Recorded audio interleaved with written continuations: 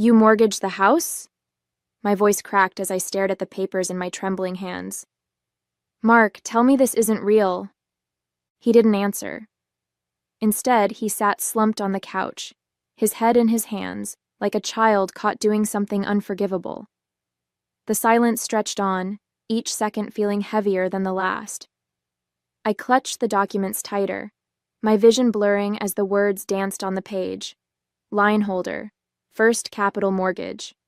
Outstanding balance, $200,000. My name is Karen Bennett. I'm 42 years old, a nurse and a mom to two incredible kids, Mia and Dylan, who are 10 and 13. For most of my life, I've been the steady one, the rock, the person everyone else could lean on. My days start before sunrise, juggling school drop-offs, 12-hour hospital shifts, and the never-ending list of things to do when you're running a family. Mark and I have been married for 15 years, and though it hasn't always been easy, I thought we were in this together. We weren't perfect, but we had trust, or so I believed. I handled the day-to-day finances while Mark managed the bigger picture stuff like taxes and insurance. I never thought to question him, never imagined he could keep something like this from me. Until now.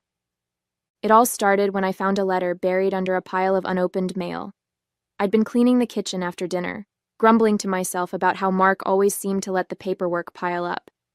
I almost threw it away, assuming it was junk, but something about the envelope made me pause. The logo for First Capital Mortgage was embossed on the corner, and my stomach dropped as I ripped it open. The words hit me like a punch to the gut.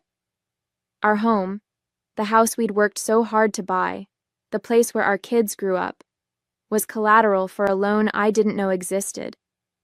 At first, I thought it had to be a mistake. Mark would never do something like this. But as I combed through the details, the sinking feeling in my chest turned into a storm of dread. It wasn't a mistake. He'd done this, and he hadn't told me. By the time I confronted him, my mind was racing with questions. How could he keep this from me? How could he put our home, our kids' security, at risk? Mark barely looked at me as I waved the papers in front of him, demanding an explanation. It's not what you think, he mumbled finally, his voice barely audible. Then tell me what it is, I snapped. Because from where I'm standing, it looks like you mortgaged our house without telling me. Do you have any idea what this means, Mark? Do you even care? He let out a long, shaky breath before looking up at me. I didn't have a choice, Karen. I was in a tight spot. I froze. A tight spot? What kind of tight spot could possibly justify this? He hesitated, and in that moment, I knew.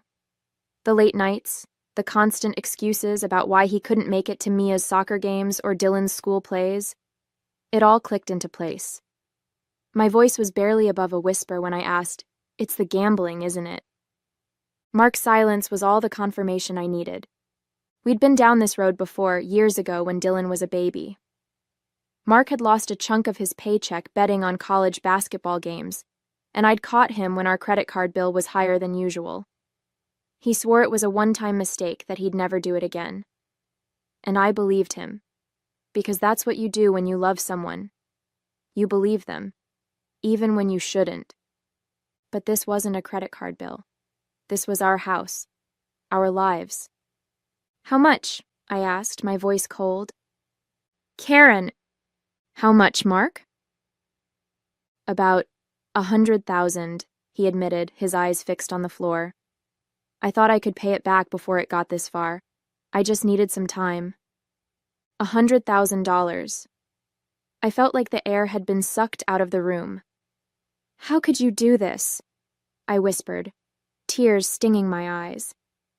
How could you put us at risk like this? The kids, Mark. What happens to Mia and Dylan if we lose the house? He reached for me, but I stepped back, shaking my head. I didn't mean for it to go this far, he said. I swear I'm going to fix it. But I didn't believe him. Not this time. That night, I lay awake long after Mark had fallen asleep on the couch. My mind was spinning, my emotions a whirlwind of anger, fear, and betrayal. I thought about the kids, about how I'd have to shield them from this mess while figuring out how to keep our lives intact. I thought about the years I'd spent trusting Mark, the blind faith I'd placed in him, and how it had all led to this. By the time the sun started to rise, I'd made a decision. I couldn't wait for Mark to fix this. I had to take control, for my sake, and for the kids. The days after discovering the mortgage felt like living in a fog. Mark and I barely spoke, our conversations reduced to clipped exchanges about the kids or whose turn it was to take out the trash. Every time I looked at him, I felt a wave of anger and betrayal rise in my chest. How could the man I'd trusted with everything gamble away our future? The kids, thankfully, didn't seem to notice, at least not at first. Dylan was too preoccupied with his science project, and Mia was busy practicing for her upcoming soccer tournament. But I knew it was only a matter of time before they sensed something was wrong. Mark had always been the fun parent, the one who stayed up late playing video games with Dylan, or let Mia paint his nails during their spa nights.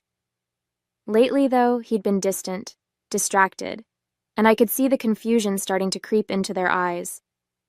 One evening, after putting the kids to bed, I finally broke the silence. "We can't keep doing this, Mark," I said, my voice low but firm. "The mortgage, the debts, the gambling, it's too much. You need help." He sighed, rubbing his face with his hands. "I told you, Karen. I'm handling it." "No," I snapped, slamming the dish towel onto the counter. "You're not. You've been handling it for months, and look where that's gotten us. If you were handling it, we wouldn't be on the brink of losing our home." His face twisted into a grimace. "What do you want me to do? Quit my job? Sell my car? I'm doing the best I can." "Your best isn't good enough," I shot back, my voice trembling with frustration. "Do you even understand what you've done? You didn't just put yourself at risk, you put all of us at risk. Me, the kids. Do you even care?" That last question seemed to strike a nerve. He stood there, jaw clenched, his hands balled into fists at his sides. But instead of answering, he turned and walked out of the room, leaving me alone with my thoughts. The next day I called Sarah. She didn't hesitate. "Come over," she said, her voice firm. "Now." Sarah's apartment was the polar opposite of my chaotic home, tidy, minimalist, and blissfully quiet. She handed me a cup of tea as I sank onto her couch, feeling the weight of the past few days pressing down on me. "Okay," she said, sitting across from me. "Tell me everything." I spilled it all, the mortgage, the debts, the gambling, the arguments. By the time I finished, my tea had gone cold, and Sarah was staring at me with a mix of disbelief and fury. That absolute idiot," she muttered, shaking her head. "Karen, you can't let him drag you down with him. You need to protect yourself and the kids." "How?" I asked, my voice cracking. "I don't even know where to start. I feel like I'm drowning." She leaned forward, her expression softening. "First things first, you need a lawyer, someone who can help you figure out what your options are. I know a woman, Jennifer Morales. She's fantastic. I'll give you her number." Meeting Jennifer felt like a lifeline. Her office was warm and inviting, with framed diplomas lining the walls and a faint scent of lavender in the air. She listened patiently as I explained the situation, nodding thoughtfully as I described the mortgage and Mark's gambling. "You're not the first person I've helped through something like this," she said when I finished. "And you won't be the last. The good news is, there are steps we can take to protect you and your children." "Like what?" I asked, clutching my bag tightly. "For starters," she said, "we can separate your finances from Mark's. That means opening your own bank account, redirecting your paychecks, and setting up a budget that doesn't rely on his income. We'll also look into the mortgage to see if there's any way to renegotiate the terms or delay foreclosure." Her words were practical, reassuring, and exactly what I needed to hear. For the first time in days, I felt a glimmer of hope. Back at home, I started making changes. I opened a new bank account and transferred my direct deposit, making sure Mark couldn't touch a single cent of my paycheck. I combed through our bills, highlighting the ones I could afford to cover on my own and setting up payment plans for the rest. It wasn't perfect, but it was a start. Meanwhile, the tension between Mark and me only grew. He was still insisting he could fix everything, that I was overreacting, but I wasn't buying it anymore. I'd spent years being the steady one, the peacemaker, the person who smoothed over his mistakes. Not this time. One night, as we sat in tense silence after another argument, he looked at me and said, "You're really going to do this, aren't you? You're going to cut me out." "I'm not cutting you out, Mark," I said, my voice calm but firm. "I'm protecting myself and the kids. Until you get help and start taking responsibility for what you've done, I can't rely on you. I won't." Despite everything, there were moments of doubt. I'd catch myself looking at old photos of us, back when things were good, and wonder if I was making the right decision. What if he really could fix things? What if this was just a rough patch and I was giving up too soon? But then I'd think about the mortgage, the debts, and the look in Mia's eyes when she asked why Dad seemed so sad all the time. I wasn't just doing this for me. I was doing it for them. For their future. The breaking point came on a rainy Tuesday afternoon. I was sitting in Jennifer's office reviewing the mortgage documents for the 100th time when my phone buzzed. It was a text from Mark. "We need to talk. I can fix this, but I need you to stop whatever it is you're doing with the lawyer. You're making things worse." I stared at the screen, my chest tightening with a familiar mix of anger and exhaustion. Worse? He was the one who had gambled away our future, and now he wanted to blame me for trying to clean up his mess? My hands trembled as I placed the phone face down on Jennifer's desk. "He's trying to manipulate you," Jennifer said calmly, her sharp eyes fixed on me. "Don't let him. We're close to getting this resolved." Resolved. The word sounded so simple, but the journey to get here had been anything but. Jennifer had discovered that Mark had taken out 2 additional loans against the house without my knowledge. Each one had higher interest rates than the last, and together they totaled over $240,000. The enormity of it made me feel physically ill, but Jennifer had assured me there was a path forward. "You have 2 options," she'd told me during our last meeting. "You can try to save the house by restructuring the loans, but that will require Mark's cooperation, and given his track record, that's risky. Or you can fight for sole financial control, which might mean selling the house and starting fresh." The thought of selling the house, my kids' home, was almost too much to bear. But the idea of staying tied to Mark's chaos was worse. A week later, we found ourselves sitting across from each other in a small, sterile room at the mediator's office. The tension was palpable, the air thick with unspoken accusations and barely restrained anger. Jennifer sat beside me, a calm but formidable presence, while Mark had brought a lawyer of his own, a man who looked as slick and untrustworthy as Mark's excuses. "This doesn't have to get ugly," Mark said, leaning forward in his chair. "We can work this out if you just stop trying to tear everything apart." "Tear everything apart?" I repeated, my voice trembling with disbelief. "You're the one who put us here, Mark. You lied to me, gambled away our money, and mortgaged the house without even telling me. And now you want me to just... What? Pretend it didn't happen?" "I made a mistake," he said, his tone defensive. "But I can fix it, if we just..." "No," I interrupted, my voice firm. "You can't fix this. Not this time. I've already spent too much of my life cleaning up after you, Mark. I'm done." His lawyer cleared his throat, shuffling through a stack of papers. "If I may," he began, "we believe that Mr. Bennett has a right to remain on the mortgage, and that his financial contributions..." "Contributions?" Jennifer cut in, her tone sharp. "Let's be clear. Mr. Bennett's contributions are what brought us here. My client has evidence that he took out these loans without her consent, violated the terms of their joint finances, and put their children's home at risk. If we're discussing rights, Mrs. Bennett has every right to protect herself and her family from further harm." Mark's lawyer faltered, his face reddening slightly. Mark, on the other hand, looked furious. "This is ridiculous," he muttered.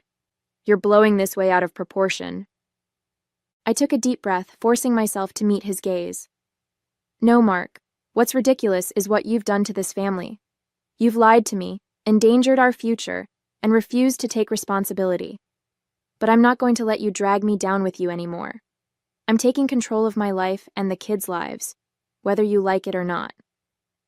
The mediator tried to diffuse the tension, steering the conversation toward practical solutions. In the end, it came down to one final decision: the house. Mark wanted to keep it, claiming it was for the kids. But I knew better. He wanted the house because it was an anchor, a symbol of control. Letting him keep it would mean staying tied to him, to his debts, and to the chaos he'd created. "I'm willing to sell the house," I said finally, my voice steady despite the lump in my throat. "It's the only way to move forward." Mark stared at me, his face a mask of shock and anger. "You're seriously going to sell the house, the kids' home, after everything?" "Yes," I said simply, "because what matters isn't the house. It's their future. And I won't let you jeopardize that anymore." The rest of the session passed in a blur of paperwork and legal jargon. By the time we left, I felt like I'd run a marathon. But as I stepped out of the building, the weight that had been pressing on my chest for weeks felt lighter. For the first time in years, I wasn't cleaning up after Mark's mistakes. I was building a future that didn't depend on him. The victory wasn't flashy. There was no dramatic applause, no triumphant music playing in the background. But it was mine. I'd secured sole financial control, negotiated the sale of the house to pay off the debts, and set up a trust for the kids with what was left over. It wasn't the ending I'd dreamed of, but it was a new beginning. And for that, I was grateful. The first night in the new apartment was bittersweet. The kids were asleep in their rooms, smaller than what they were used to, but cozy, and the boxes stacked around the living room made the space feel more temporary than it was. I sat on the couch, sipping tea and staring out the window at the city lights. It wasn't home yet, but it was a fresh start, and that was what we needed. There was relief in knowing that the house and the debt that came with it was behind me. But the exhaustion lingered too. Weeks of legal battles, tense conversations, and painful decisions had taken their toll. My chest felt lighter, but my heart still ached. Losing the home where we'd built so many memories wasn't easy, but I reminded myself that walls and a roof didn't define a family. What mattered was the love and stability I could provide for Mia and Dylan. Mark called the next morning, his number flashing on my phone like a bad memory I couldn't escape. Part of me wanted to ignore it, but I knew better. This wasn't something I could run from. "Karen," he began, his voice unusually soft. "I just wanted to check in, see how you and the kids are doing." "We're fine," I replied, keeping my tone neutral. "Settling in." There was a long pause. "Look, I know I messed up," he said finally. "I've been thinking a lot about everything, and I want to make it right. I want us to try again." His words felt like a punch to the gut. For a split second, I felt the pull of old habits, the part of me that always wanted to fix things, to smooth over the cracks and make everything okay. But then I thought about the mortgage, the lies and the chaos he'd brought into our lives. I thought about the tears I'd cried, and the strength it had taken to move forward. "I can't do that, Mark," I said, my voice steady. "Not this time." "Karen, please," he said, his tone desperate. "I can change." "Then change," I said simply. "But I'm not waiting for you anymore." I ended the call, my hand trembling slightly as I set the phone down. It wasn't easy, but it was necessary. Mark's words no longer held the power they once did.